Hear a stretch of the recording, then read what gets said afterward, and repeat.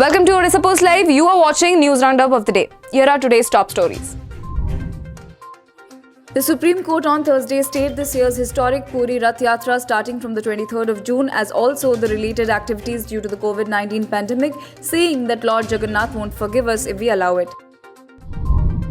Bhubaneswar Municipal Corporation on Thursday said that 9 more people have tested positive for COVID-19 in the city in the past 24 hours. While 4 of the cases were in home quarantine, 3 were COVID warriors and 2 were local contacts.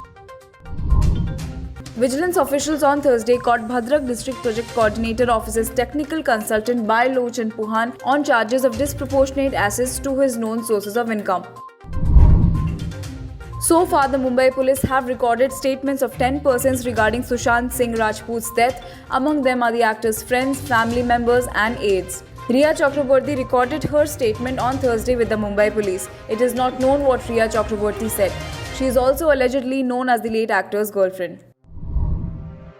China and India have agreed to deal with the serious matter caused by the conflict in the Galwan Valley in a just manner, and both sides are in communication and coordination through diplomatic and military channels to de-escalate the tensions as soon as possible, a top Chinese official said. At least 20 Indian Army personnel were killed in the clashes with Chinese troops in the Galwan Valley in eastern Ladakh on Monday night.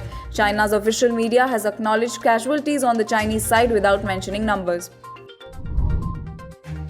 Nepal's National Assembly on Thursday unanimously passed the Constitution Amendment Bill to update the country's political and administrative map incorporating 3 Indian territories. India has termed as untenable the artificial enlargement of territorial claims by Nepal after its lower house of parliament on Saturday unanimously approved the new political map of the country featuring areas which India maintains belongs to it. That's all for today's bulletin. You are watching Odisha Post Live. For more such updates, stay tuned to our channel.